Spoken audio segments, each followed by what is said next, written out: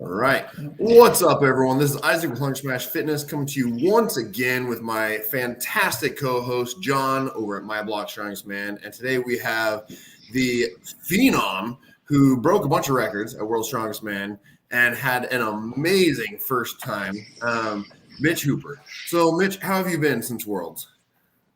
It's been good. Yeah, I've been just getting back into life, really. And I think after you get so much attention for something and so many positive interactions around you, it quickly becomes the norm after only 6 days or so. And there's a period of time of sort of coming down off of that. I think no matter how well you do or how poorly you do, there's sort of the post-comp period where you're,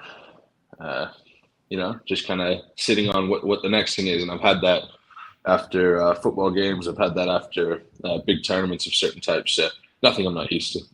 Yeah, and we can either segue into it now or later, but the next big thing for you is your clinic. I'm really eager to hear about that. So at some point, let's talk about that. Yeah.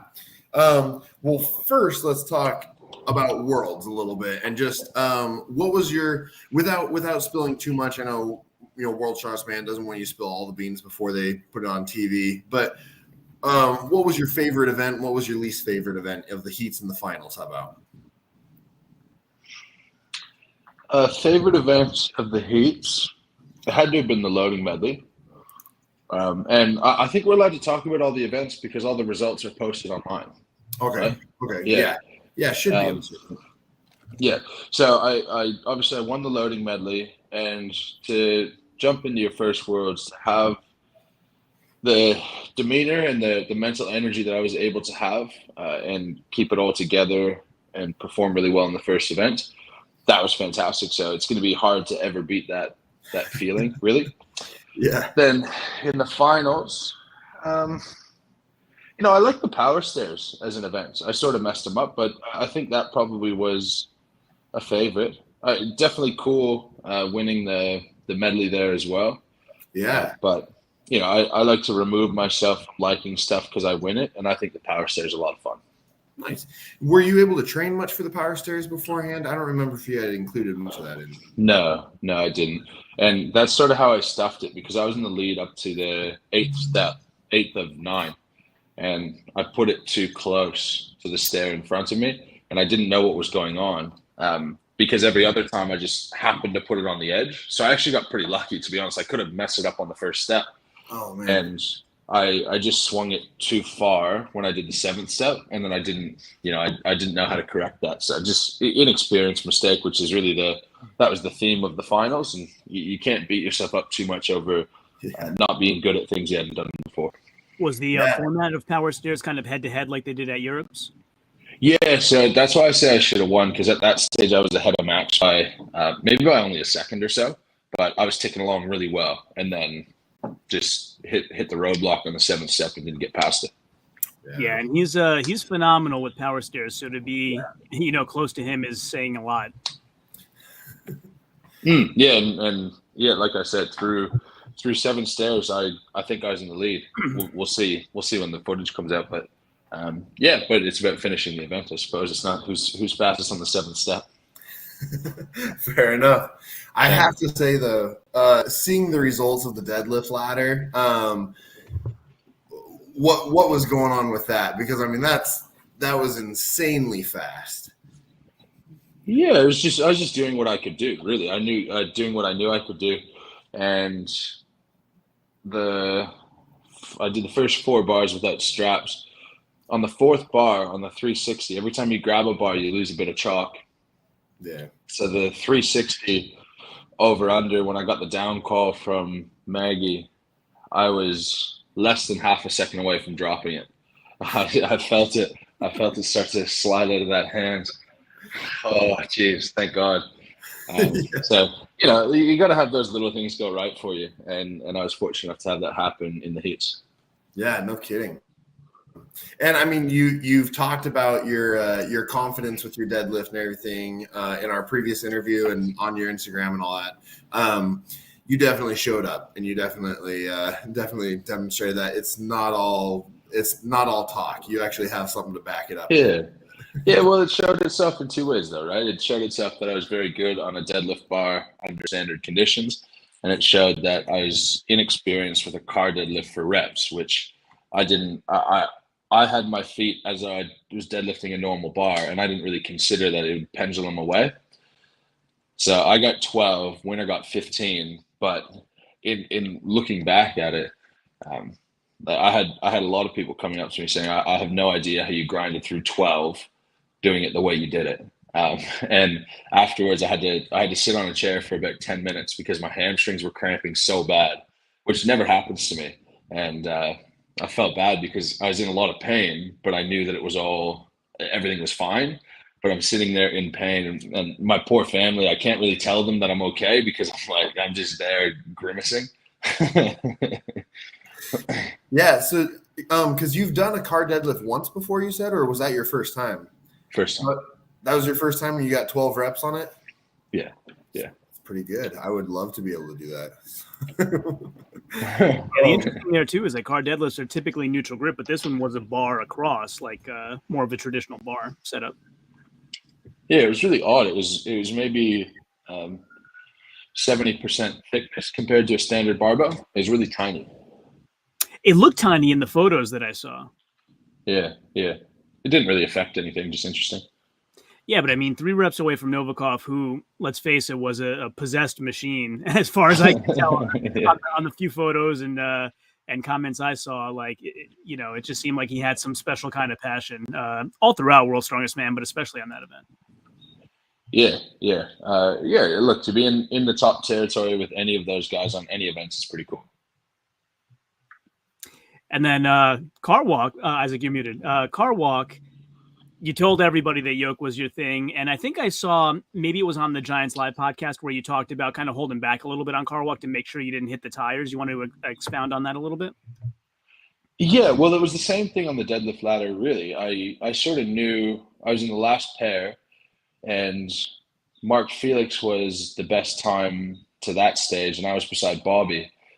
And I knew that I had to beat Mark, and I knew that Mark wasn't moving particularly fast compared to how I normally use a yoke. So the car actually threw me off a lot more than I thought it would. If I had to go flat out, I could have gone faster, but it would also risk more than it would have been worth. Interesting. Yeah, but you were still in, what, the 11s? Yeah, I came third, 0.01 seconds behind Rob Kearney, if you were to pool everyone together. And then Evan Singleton, who obviously something was going on with him. He was in first. That's right. I was just looking up the results now. Yeah, that was the one that Evan got. Where was it? So he got 9.86 seconds, which is mind-boggling. But I mean, still 11.6 seconds for you is a really good time, especially when, I mean, it's 2 seconds faster than anyone else in your heat. And honestly, it's, closer to 8 seconds faster than most of the guys, it looks like. Yeah, if you consider that weight for World's Strongest Man, I think experience on the car would have helped guys a lot on that one, because that weight is not heavy. It was just how the car was loaded and how it felt. And also, we were on a traditional street, which naturally drains off the side. So it's not like we were in a perfect indoor flat stadium doing it. We were on just gravel, and thankfully I was on the flatter side, and Bobby, it's probably a 2-degree angle down or so. Oh, that's interesting. Yeah. Go ahead, Isaac. Oh, no, go ahead. You start first. Yeah, I was going to say, so kind of backtracking a little bit, I just want to understand more about the whole experience. How was traveling there? I don't know how far, like where you are in Canada and how far that travel was. How was the travel for you? Travel was okay. I went Toronto to Denver to Sacramento. I was delayed a little bit in Denver, got into Sacramento maybe around midnight. But then the first 3 days that we were there were media days. But we only really have a couple hours of obligations throughout the entirety of the 3 days. So I was more looking for stuff to do than anything. Awesome. And how was the heat? Did that affect you at all? No, because our athlete tent was so cold. I needed to get warm more than I needed to get cold throughout the week. That tent was seriously 8 degrees, 9 degrees, Yeah, we heard that they really went all out to make the tent super comfortable for you guys. which is awesome, right? Because something like that impacts performance so much if they don't. And for the knocks I have on the logistics of World's Strongest Man, the communication, every single person who works there was phenomenal, was so accommodating, was really kind, was really helpful. So I think I'll put the blame on it being a large corporation and has the accompanying efficiencies of a large corporation in certain ways. And I wanted to say, so the 8 degrees comment, that is in Celsius, right? Not in Fahrenheit for all Yeah, that's right. In Celsius, yeah. That would really be cold. It was like high 40s for the Americans. Yeah, something like that. Because I think that comes from last year where it was so hot outside, and then the tent, it sounds like they didn't have it nearly as cold as most of the people wanted it to properly cool off after the event. So they might have overcompensated a little bit on the other side this year. Well, nothing stopped the guys because in the finals the temperature was very comfortable. Nothing stopped certain guys from still having a fan on them in what probably was in the 60s. And they still had a fan following around, portable fan. I guess if you're 400 some pounds, everything makes you sweat. So yeah, I wouldn't know. So how's your training going in preparation for Giants now? Because I mean, I saw your name on the list and everything. I mean, with what you've been saying, what you've shown, I think 505 is easily attainable for you. How are you feeling about it? About the World Deadlift Championship, I'm feeling good. Yeah. It's really tough because you said you were speaking to someone in your family last time we spoke that, I hadn't pulled over 400 in quite a while. And getting into the suit, there's two elements, right? There's peaking for a 1 rep max and there's peaking in the suit. And I've got myself into the suit a few times. And it takes some serious practice to start using that effectively. It's a different pull than when you do it raw, and it's a different pull than when you're doing it for reps. So when you're doing it for reps in the suit, you can't have the shoulder straps tight or else your head feels like it's going to pop off, and that's what stops you, not your strength. Where when it's a 1 rep max, you crank that tight, you deal with it, and you get on with it. So if you see, I put out a YouTube video where I deadlifted 400 2 weeks ago. Then I deadlifted 415 last week, and that moved better than 400. And then my suit had stretched out quite a bit. So I put that in the wash, and then I pulled 400 a couple of days ago again. And it's getting to a better spot. So you can sort of tell how used to the deadlift suit someone is by their torso angle. And if you can get your torso angle to around 45 degrees, that's usually when you're starting. And you'll see for myself, the more I pitch forward, the harder it is when I get to my knee. And you'll see if you watch the 400 video that I posted a couple of days ago, my first movement is still my shoulders coming forward, and then the bar lifts off. So to be patient and to hold back makes that whole movement much more snappy. I'm also battling this ankle, which is now only limiting me on push pressing. So now I can deadlift properly with it. So that's on the mend as well. That's good to know. Yeah, and honestly, I've never used a suit before, so whatever you have to tell me is news to me, I guess. It's horrible. Yeah, there's a lot that goes into it, and a large portion of me wishes that we could just do this without the suit, or we could just do it raw. But records are records. Yeah, and your PR raw is what, 425? I did a 420. Yeah, I did that by accident though. I did it. It was a misloaded bar in a charity comp. It was supposed to be 400. Yeah, there's not much because anytime you do a max deadlift, for the most part, it's going to be in a suit. So as a strongman, I don't see a whole lot of purpose in terms of injury risk to max your deadlift without a suit on, particularly for me when everything we do for reps or in a medley will be fairly easily achievable for me. Because what's the most that you've pulled in a suit though? Because I thought you pulled a 475 or something like that in a suit before. Yeah, 475. Okay. Yeah.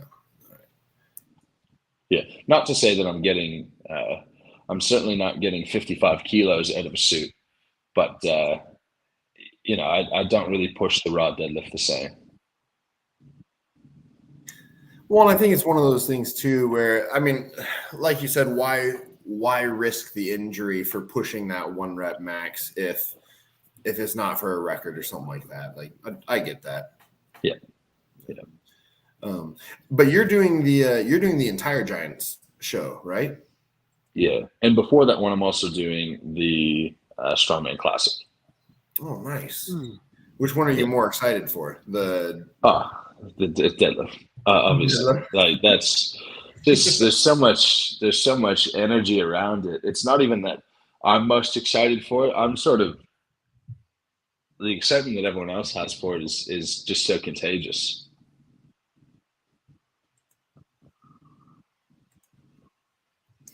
John, you want to ask a question? You look like you have something on your mind. No, I was looking at when the Strongman Classic is. It looks like it's coming up very soon. I didn't realize that. Yeah, a few weeks. Yeah, July 9th. July 9th, yeah. That's an interesting event because it's 2 grip events in that one, a farmers for distance and a Hercules hold. Then we have dumbbell medley, 80 to 120 kilos. Then we have axle deadlift at 360 for reps. Then we have stones. But I've just brought on Laws as a coach. So he's helping me a lot. Yeah, he's helping me a lot with, we'll call it strongman logistics. Yeah, it's awesome. I'm actually looking at that lineup. And in addition to yourself, there's a lot of exciting, like Ken McClellan's in there. That's awesome. I don't know anything about him.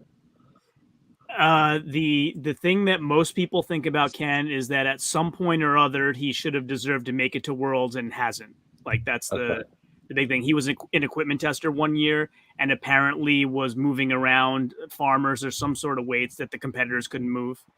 Right. Yeah. Ken's pretty legendary. Well, because the story wasn't it 400 something pound farmers handles for each hand. And most of the guys couldn't finish 1 lap. And I guess he walked up and walked it the entire route, no problem, basically. So, yeah, he finished second to Big Z at Masters OSG last year. Yeah. If he's got a strong grip, that'll be a funny comp with himself, Paul Smith, who's got a great grip, and Mark Felix. Yeah, for sure. Hercules will be fun to watch. I'll say that much. I think all of them good, depending on the implement. I know, but yeah, I think it'll be fun. Yeah, Paul Smith just won UKs, right? And I see Spencer Rems in there too. He also qualified through OSG last year. So yeah, and Spencer's really solid as well. I think highly of him. Yeah, we've had him on the show before. Great guy too. Yeah, it's going to be a fun show. Strongman Classic was, ironically, you brought up Big Laz. That was his 1 day only return last year. Oh, was it? Yeah. Yeah, right. Yeah, a lot of hype around that. A lot of people love Big Laz, so a lot of hype around that show last year. Yeah, of course. With the axle deadlift, so they're allowing straps with that, right? Yeah. Okay. It's 360, so I don't think much would get done without them. Well, I was gonna say if they were doing like an over/under grip, they might. Yeah, I don't know. It'd be tough. Yeah. Do you typically train axle with straps or without?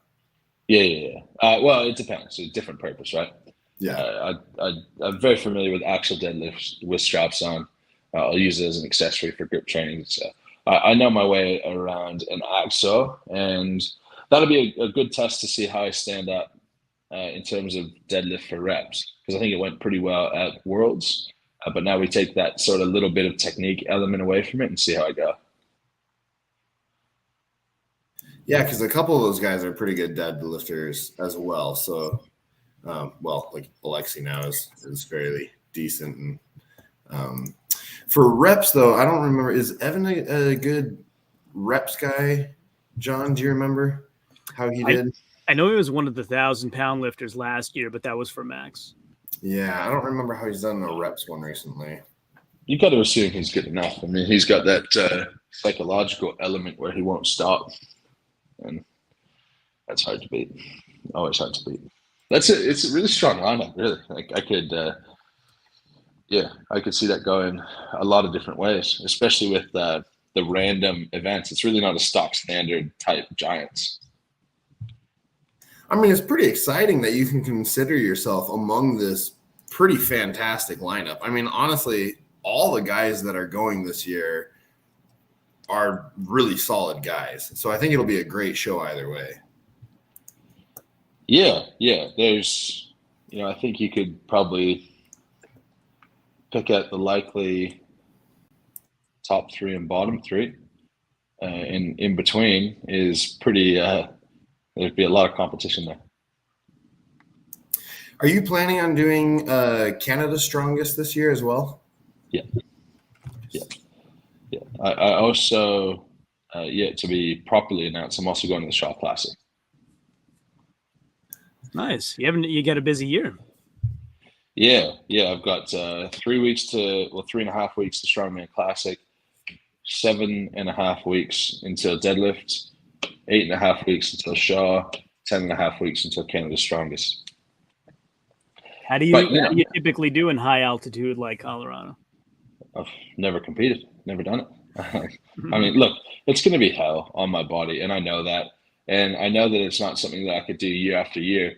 But if the knock on me and the biggest challenge I have to overcome is inexperience, I can't just wish my way to be experienced. Like you just got to get in there, get your feet wet. And, if I got my ass handed to me once or twice, and then so be it, kick on and be stronger next time. Absolutely. What was your biggest surprise at Worlds? Probably how nice everyone was, to be honest. Like there's not one person that I could say, I wouldn't really want to spend time around them. It's just such a brotherhood, and pretty special group of people to be a part of. Yeah, I would say you had a very good rapport in that interview with Colin and Darren as well. That went very well. I know Darren was saying because I think you were talking about some of the events that you thought you might do better at, and he said, if you were making these claims ahead of time, I would have told you to take a hike. But now you've proven it.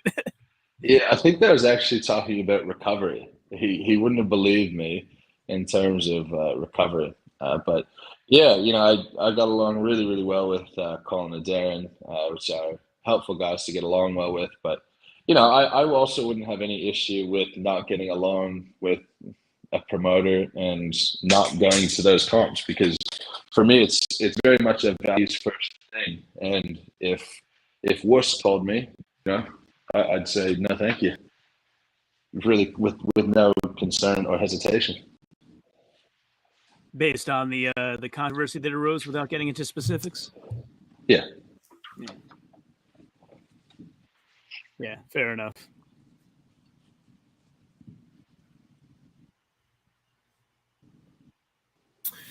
So which of the upcoming events are you most excited for?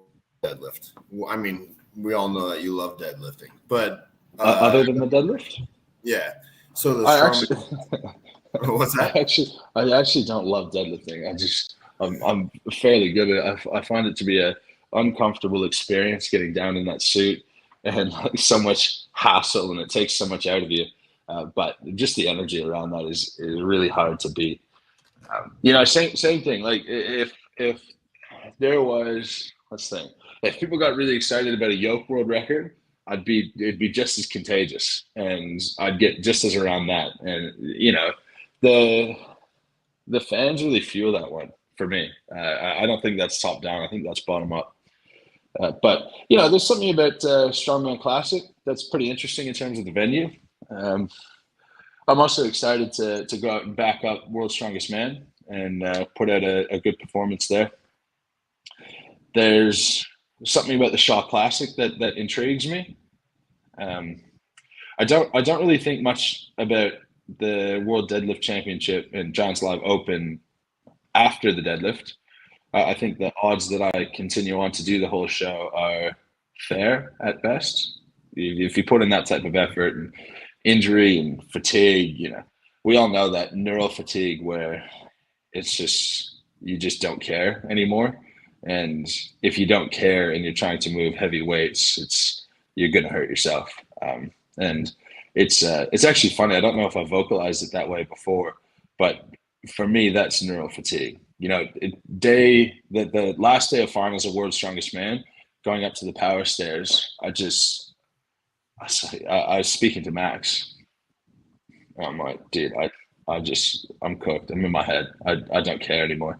He's like, yep, I'm ready to go home. This has been a lot.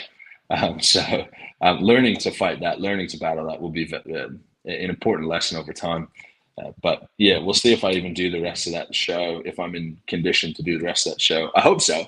I think what a legendary performance that would be to win the deadlift and win the show. But can't get ahead of ourselves. Yeah. So one more question about Worlds. What was your favorite wacky event? Flintstone lift or wrecking ball hold? Oh, I didn't get an opportunity to do the wrecking ball hold, unfortunately. Right. I was far enough ahead at that stage. I didn't even have to go up there, but I figured I'd go up for a picture or something. I went up and Tom's group was before me, and he held it for 4 seconds. So I held it for 5 seconds just to beat Tom. But yeah, something's cool about the Flintstone lift, but I don't like the format of last man standing. I think it's really hard on the athletes. I think it's too hard on the athletes. I don't think it's particularly watchable. I don't really think it works well for anyone. So I'd have to go with the wrecking ball hold, but I think they could have done way better, like creating a setup that wasn't just a forklift and a harness. You know, I think you could have had a big platform and made a bit more of a show about it. But maybe next time. I know I couldn't build it, so. Officially, you're down to 6.4 seconds. Yeah, there you go. How were the nerves? Kind of going up against, there were some legends around you, let's be honest. Did it affect you at all, or were you just kind of singularly focused and it didn't bother you?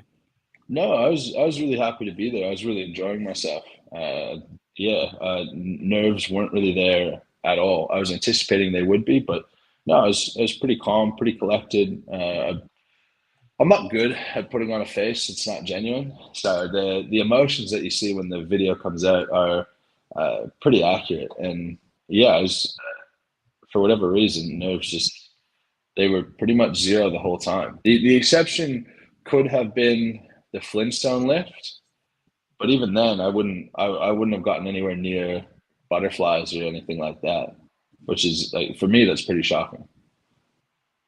Interesting, because to all of us, you seem like calm, cool, and collected. During the Flintstone, you mean? Even talking to you now, like I don't see you as a person who would ever have butterflies. Yeah. Well, look, I suppose when I think about days when I golfed competitively, I'd be so nervous. So I couldn't prepare for anything but the first tee shot because I was so nervous about it. Same thing American football. I'd be a wreck. I wouldn't be able to sleep. And you know, I think you evolve quite a bit as a person as you get older. And I wasn't great keeping my emotions in check in my mid to late teens and early 20s, even, as most people that age can't really keep their emotions in check. I think it's a learned skill over time, and I'm happy to say that in a competition setting, I think I've mastered it as best I can. Mm-hmm. Awesome. So Isaac, why don't you go ahead and wrap it up as you would like? I know we've taken up about as much of Mitch's time as we planned for, and go ahead, wrap it up in the way that only you can. Yeah. Oh boy, that's a lot of pressure, man. I had just a couple more questions. So have you watched the Shaw Classic before? No.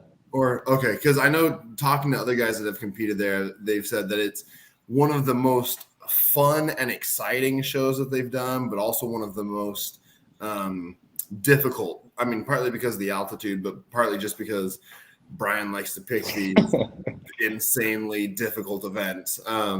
So yeah, I'm super stoked to watch you through the rest of this year.